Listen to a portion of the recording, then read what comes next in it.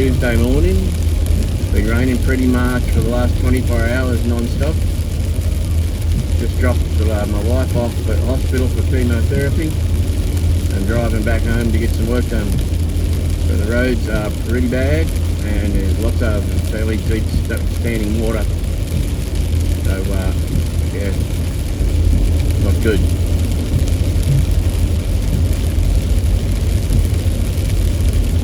Headlights are set on auto and they're all on, so unlike the car coming towards me at the moment, but they seem to work pretty well.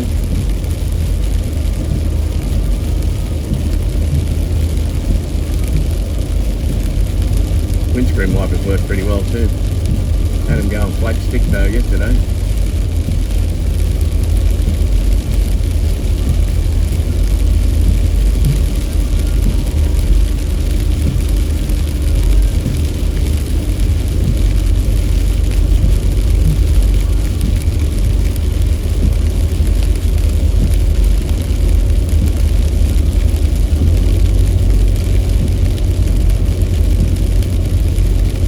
KO2 tyres on the car and they work pretty well in the wet weather, although I'm conscious of the fact they're not as good as standard road tyres, so you just got to take it a little bit careful and keep your eyes open for standing water on the road like we're about to hit.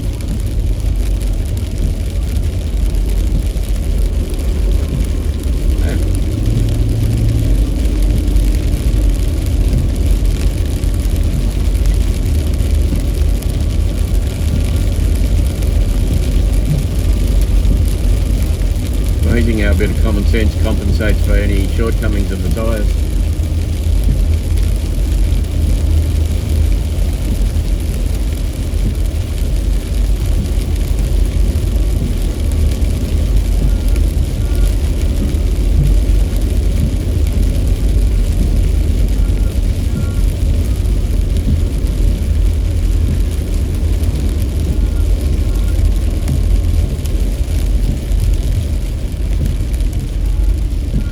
Hit a very large puddle yesterday just with the left front wheel and it dragged the vehicle way left. So luckily I had a good grip of both hands on the steering wheel, so I still try to keep both hands on the steering wheel whenever possible. See people driving around with just one hand on the wheel might be okay when you're on a motorway, but not real good when you're driving a four-wheel drive on country roads.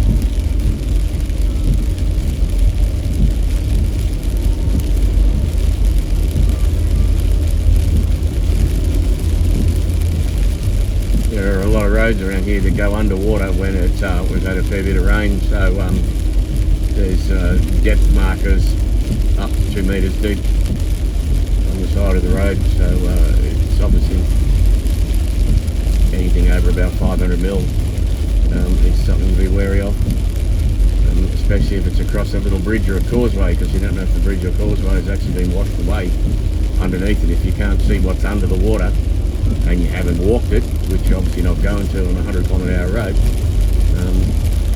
yeah, you could find yourself thinking that's not very deep, I can handle that, but suddenly there's no road actually underneath you or no bridge underneath it.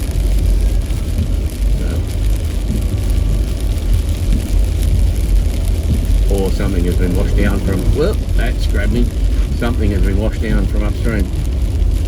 So that deep water on the left hand side just grabbed the front left wheel of the car and dragged me over towards the side of the road, so